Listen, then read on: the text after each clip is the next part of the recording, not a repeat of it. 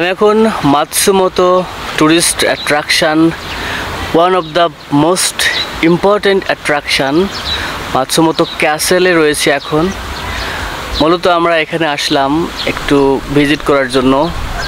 আমরা পুরো ক্যাসেলটা ঘুরে দেখব এবং আপনাদের দেখাবো। ক্যাসেলে আসতে অনেক সবসময় ভালো লাগে। ব্যাকগ্রাউন্ডে অনেক সুন্দর সবুজ চারিদিকে এবং পর্যাপ্ত ওপেন স্পেস রয়েছে এখানে। মাতসুমোতো ক্যাসেল থেকে আপনাদের পুরো ভিডিওটা আমি দেখাবো, আশা করি ভালো লাগবে। চলুন আমরা রাস্তা দিয়ে যেতে যেতে পুরো ক্যাসেলটা ঘুরে দেখি। মাতসুমোতো ক্যাসেল একটি লেকের উপরে নির্মিত এবং চারিদিকে এরকম স্বচ্ছ টলটলে জল রয়েছে এবং এই জলে পর্যাপ্ত পরিমাণের মাছ রয়েছে। এখন একটু কম জলের গভীরতা এখন কম, কিন্তু সবসময় এখানে মাছ থাকে এবং অন্যান্য প্রাণী, বিশেষ করে হাঁস এবং বিভিন্ন প্রজাতির মাছ রয়েছে এখানে। যদিও এই মাতসুমোতো ক্যাসেল খুবই আকর্ষণীয় একটি টুরিস্ট অ্যাট্রাকশন মাতসুমোতো এরিয়াতে।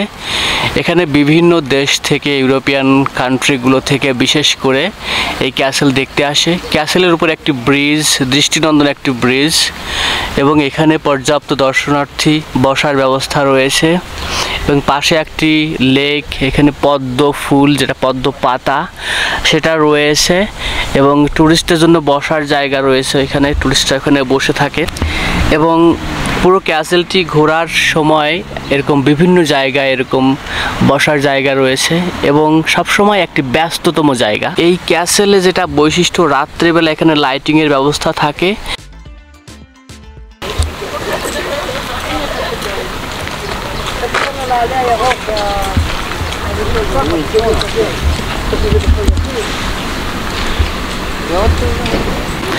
এটা পদ্ম পাতা এবং পাতাগুলো অনেক বড় হয়, মূলত এখন কচি পাতা এটা, এবং পদ্ম ফুল রয়েছে এখানে। পদ্ম ফুলগুলো সুন্দরভাবে ফুটে ওঠে, যেটা খুবই সুন্দর। এবং এখানে এই যে ক্যাসেল পরিষ্কার করার জন্য সবসময় কিছু কর্মী এখানে রয়েছে, তারা সবসময় নিয়োজিত থাকে পরিষ্কার পরিচ্ছন্ন রাখার জন্য।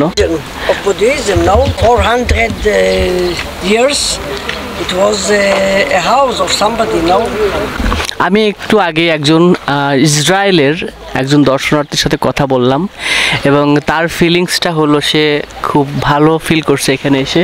এখানে একটি গাছ দেখা যায়, এই গাছটি অবশ্য এর ভিতরে একটি সুন্দর গর্ত তৈরি হয়েছে। মাতসুমোতো ক্যাসেলের উত্তর পাশে এরকম বসার জন্য সুন্দর জায়গা রয়েছে, এখানে দর্শনার্থীরা বসে থাকে এবং এটা মূলত একেবারে উত্তর দিকে। এর পাশেই একটি রাস্তা এবং এখান থেকে ক্যাসেলটি অনেক সুন্দর দেখা যায়। দর্শনার্থীদের ওয়াশরুম, সুন্দর ব্যবস্থা চারিদিকে। মাতসুমোতো ক্যাসেলের একটি মনুমেন্ট এবং এখানে খোদাই করে টোটাল চিত্রটি দেওয়া রয়েছে। এখানে একটি মাস্কাট দেখা যায় মাতসুমোতো ক্যাসেল। এখানে অনেকেই আসে ছবি তোলার জন্য। মাতসুমোতো ক্যাসেল ভিজিট করার পরে যারা জাপানের one of the national treasure former Kaichi school visit করতে চায়, তাদের জন্য এখানে একটা সাইনবোর্ড, সুন্দর করে বোর্ড দেওয়া আছে। এখানে ওপেনিং আওয়ার 9টা থেকে 5টা পর্যন্ত এবং third Monday from March to November এটা সাধারণত ক্লোজ হয় এবং অ্যাডাল্টের জন্য 400 ইয়েন এখানে ফি, এন্ট্রেন্স ফি। এবং এখানে বিভিন্ন ধরনের পুরাতন ঐতিহ্য সংরক্ষিত রয়েছে এবং এটা রিসেন্টলি রিনোভেট করা হয়েছে, সুন্দর করে ডেকোরেটেড করা। এখানে অনেকেই এসে ভিজিট করতে পারে। মাতসুমোতো ক্যাসেলের পুরো ম্যাপটি এখানে রয়েছে।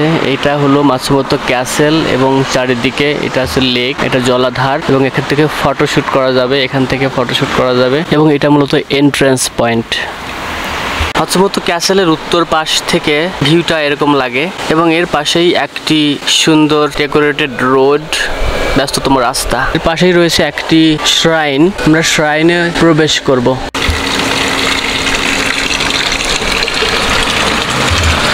খাওয়া যায়, পরিষ্কার জল। এটা মাতসুমোতো ক্যাসেলের জিনজামায় ইদো ওয়েল, এটা ডিপ ওয়েল। মানুষ, জাপানিজরা এখান থেকে জল সংগ্রহ করে নিয়ে যেতে পারে। এটা ডিপ ওয়েল, ডিপ থেকে আসছে এবং এটা খুব সেফ।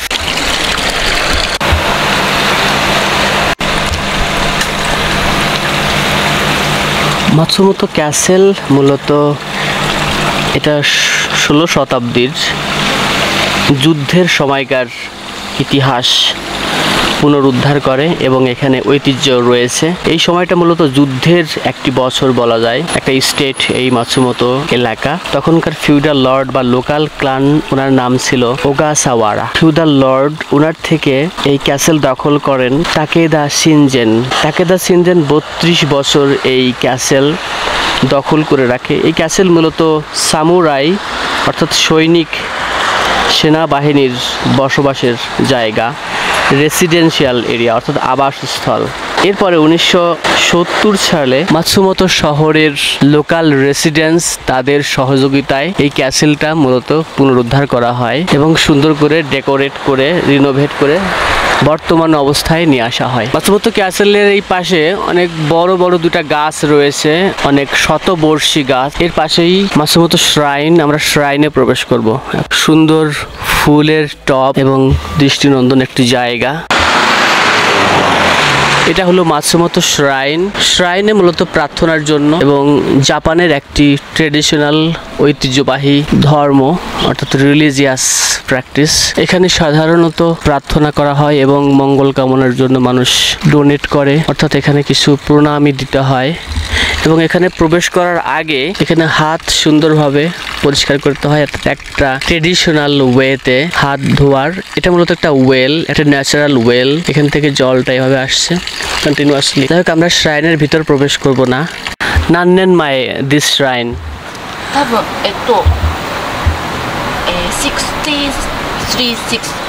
1636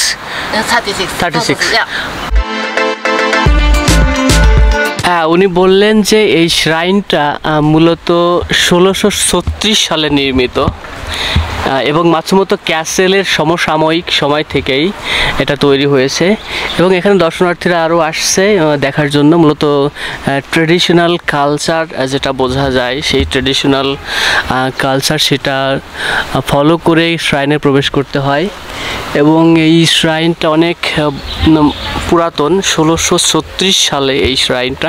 এবং এখন এটা সবাই এসে এখানে তাদের মঙ্গল কামনার্থে, এটা জাপানের ট্রেডিশনাল একটি রিলিজিয়াস প্র্যাকটিস, রিলিজিয়ন। এই শ্রাইনের প্রধান বৈশিষ্ট্য হলো যে এখানে গেটে দুইটা এরকম সিংহের মূর্তি থাকে এবং এরকম দুই পাশে দুটা মূর্তি থাকে এবং শ্রাইনটা হলো খুব জাপানের একটা oldest religion, most practice religion.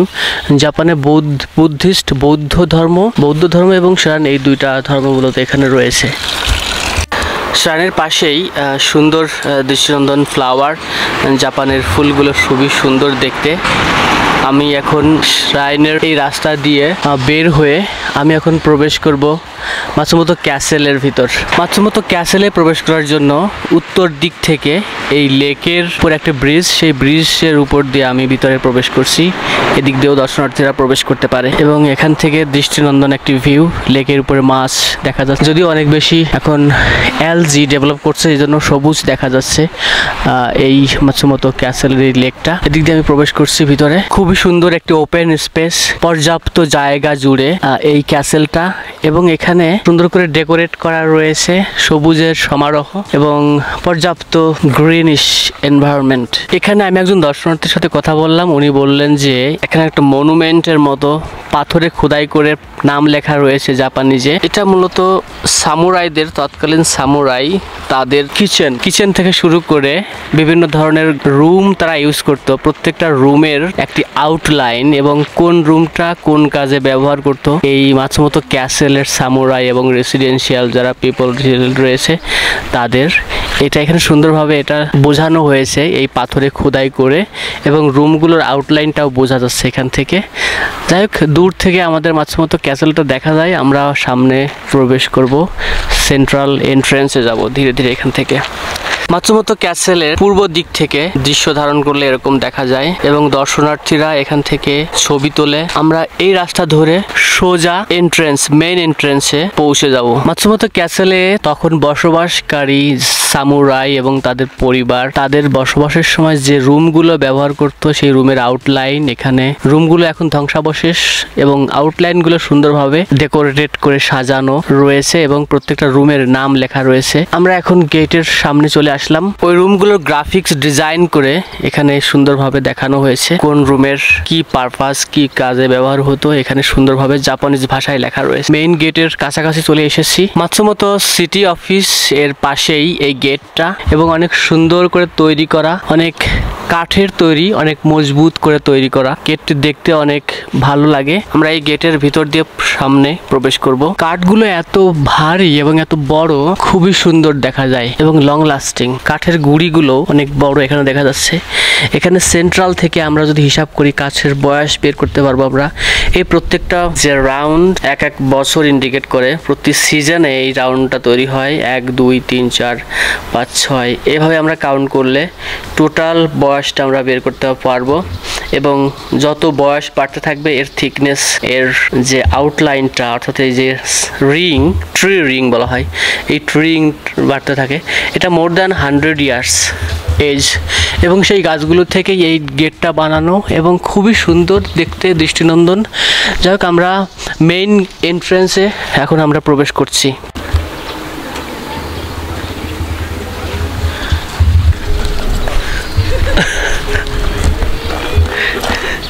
Hello hello hello হ্যাঁ, মাতসুমোতো ক্যাসেলের এখানেই এই কিউট ক্যাট, খুবই সুন্দর। এটা মূলত একটু গরম আজকের পরিবেশটা। ক্যাট এখানে শুয়ে পড়লো, আমাকে দেখে আমার কাছে চলে আসলো। মাতসুমোতো ক্যাসেলের এটা হলো মেইন এন্ট্রেন্স পয়েন্ট। এখানে একজন মেরুন টি শার্ট গায়ে একটা ভলান্টিয়ার পিপল, উনি মূলত যেখানে দাঁড়িয়ে আছে এটা হলো এন্ট্রেন্স পয়েন্ট। এদিক থেকেই আমাদের এই মাতসুমোতো ক্যাসেলের প্রবেশ করতে হয় এবং এখান থেকে মাতসুমোতো ক্যাসেলের ভিতরে আরও হিস্টোরিক্যাল এভিডেন্সগুলো রয়েছে, সেখানে এই বিল্ডিংটাতে রয়েছে, এই ঘরটাতে রয়েছে। এবং এই ক্যাসেলের চারপাশে যেটা মূল যে ক্যাসেলটা, সেটা এদিক থেকে গেলে খুব দেখতে ভালো লাগবে। চলুন আমরা ধীরে ধীরে সেখানে গিয়ে পুরো ভিউটা নিয়ে আসি। মাতসুমোতো ক্যাসেল এটাতে হিস্ট্রিক্যাল প্লেস, এখানে অনেক ঐতিহ্য রয়েছে, সেগুলো দেখার জন্য এখানে একটা এন্ট্রেন্স ফি দিতে হবে, অ্যাডমিশন ফি দিতে হবে। এটা ইন্ডিভিজুয়াল 700 ইয়েন, চিলড্রেন 300 এবং গ্রুপ নিয়ে যদি আসে তা 20 থেকে 99 জনের যে গ্রুপ, প্রতিজন অ্যাডাল্টের জন্য 630 ইয়েন করে। 100 থেকে 299 জন যদি হয় তাহলে 560। এরকম জাস্ট টেবিলটা দেওয়া আছে। Admission fee, opening hour and holidays open 8:30 AM morning, close হয় 5টার সময়। দর্শনার্থীরা প্রবেশ করছে এখানে। এখান থেকে মাতসুমোতো ক্যাসেলের ভিউটি অন্যরকম দেখা যায়। আজকে একটি রৌদ্রোজ্জ্বল দিন এবং খুবই সুন্দর একটি আবহাওয়া। ইভেন্টগুলোতেও সাধারণত বিভিন্ন ধরনের এখানে মেলা বসে। যাই হোক, এখানে দর্শনার্থীরা এখানে বসার জায়গা রয়েছে পর্যাপ্ত, খুবই সুন্দর একটি জায়গা এবং সময় কাটানোর জন্য খুবই ভালো। বিভিন্ন দেশ থেকে এখানে আসছে দর্শনার্থীরা। এখানে মাতসুমোতো ক্যাসেলের এই ভিউটা এখান থেকে খুব সুন্দর দেখা যাচ্ছে। লেকের পাশেই, লেকের চারিদিকে লেক, আমরা চারিদিকে লেক দেখে আসলাম এবং এই পাশে অনেক মিউজিশিয়ান যারা মিউজিক সুন্দর করে মিউজিক প্লে করছে এবং এখানে স্টুডেন্টরা তাদের গ্রুপ নিয়ে আসছে। বিভিন্ন স্কুল থেকে টিচারদের সহযোগিতায় গ্রুপ নিয়ে আসে। একটি বিনোদন এর মাধ্যমে কিছু ডোনেট করে দর্শনার্থীরা। এবং এখানে যে সুন্দর একটি লেক, সেই লেকের পাশে আমি যাব, কাছে গিয়ে মাছগুলো দেখতে পাবো। এখানে সুন্দর মাছ রয়েছে, এখানে বিশাল বড় একটি রুই মাছের মতো। আমরা বাংলাদেশে যে রুই মাছগুলো দেখি সেই রুই মাছগুলোর মতো এবং এগুলো কেউ ধরে না। মাছগুলোকে অনেকেই খাবার দেয়, দর্শনার্থীরা খাবার দিলে মাছগুলো চলে আসে এবং মানুষ দেখলেই মূলত মাছগুলো চলে আসে এবং খাবার দেয়, খাবার দিলে এরা খায়। অনেক সুন্দর একটা মিউজিক্যাল এনভায়রনমেন্ট এবং এটা মাতসুমোতো ক্যাসেল। রাত্রেবেলা খুব বেশি ভালো লাগে কারণ কালারফুল একটি ভিউ পাওয়া যায় সেই সময়। এখানে লাইটিং করা হয়। রাত্রেবেলা খুব বেশি ভালো লাগে কারণ কালারফুল একটি ভিউ পাওয়া যায় সেই সময়। এখানে লাইটিং করা হয়।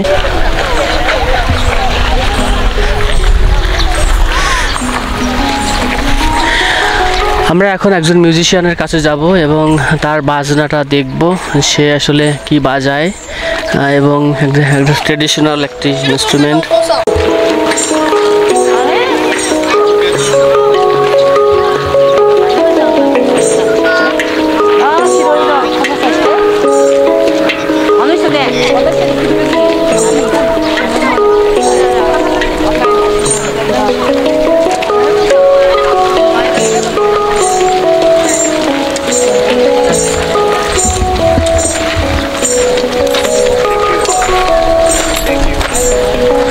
মাতসুমোতো ক্যাসেলের এখানে দর্শনার্থীদের জন্য জল খাওয়ার ব্যবস্থা রয়েছে। এখানে এটা ক্লিন ওয়াটার, এটাতে জল খাওয়া যায়। মাতসুমোতো ক্যাসেলের ভিউ অন্যরকম, এখান থেকে খুবই সুন্দর লাগছে। একেবারে লেকের উপরে, লেকের চারিদিকে লেক এবং সুন্দর একটি ভিউ। এখানে দর্শনার্থীরা এদিক দিয়ে যাওয়া আসা করে।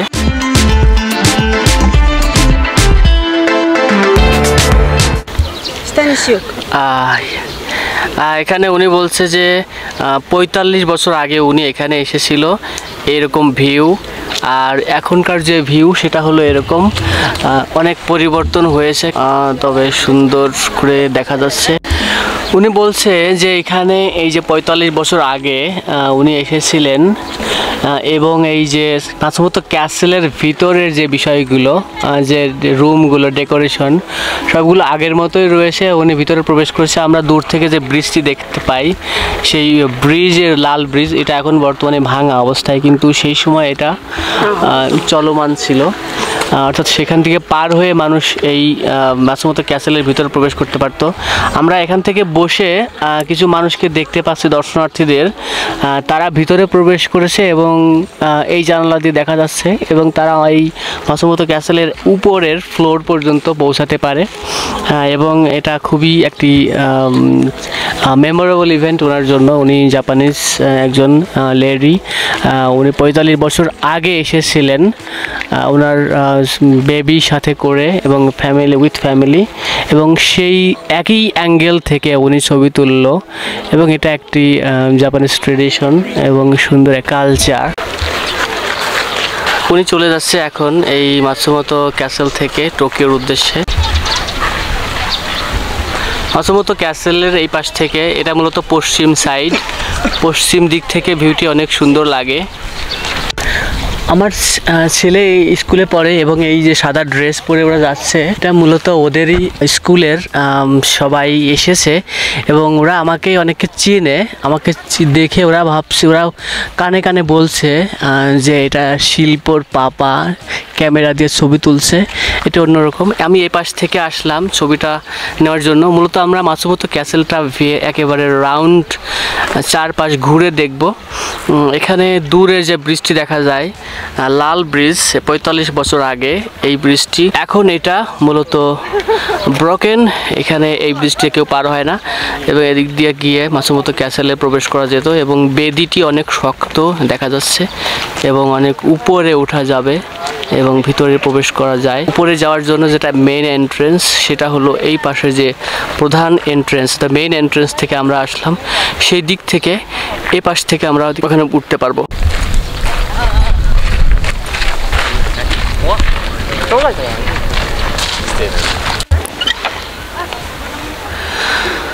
মাতসুমোতো ক্যাসেলের এই দিক থেকে দৃশ্যটা এরকম লাগে, খুবই সুন্দর এবং ঘাস এখানে সুন্দর পরিপাটি করা। এটা মূলত একটি ডেকোরেটেড জায়গা, চারিদিকে সবুজ গাছপালা এবং দূর থেকে অনেক ভালো লাগে। এই শহরটি একটি ভ্যালির মধ্যে অবস্থিত, অর্থাৎ মাতসুমোতো শহরের চারিদিকে রয়েছে পাহাড় এবং পাহাড়ের মাঝখানে এই মাতসুমোতো শহর। শহরের এই মাঝেই একটি সুন্দর স্থাপনা যাকে বলা হয় মাতসুমোতো ক্যাসেল। মাতসুমোতো ক্যাসেলের দৃষ্টিনন্দন ভিউ। আমরা একেবারেই রাউন্ড ট্রিপ কমপ্লিট করার শেষ পর্যায়ে আমরা এই লাল ব্রিজটির কাছাকাছি চলে এসেছি। আমরা এখান থেকে শুরু করেছিলাম, চলুন আমরা আমাদের জাস্ট পয়েন্টে গিয়ে আমরা ভিডিওটা শেষ করব। মাতসুমোতো ক্যাসেলে সুন্দর একটি সময় কাটালাম, আমার মনে হয় সবার ভালো লেগেছে। আমিও খুব মজা করলাম এই মাতসুমোতো ক্যাসেলের এই 4-5 রাউন্ড ট্রিপ দিতে পেরে। ধন্যবাদ সবাইকে, বাই বাই।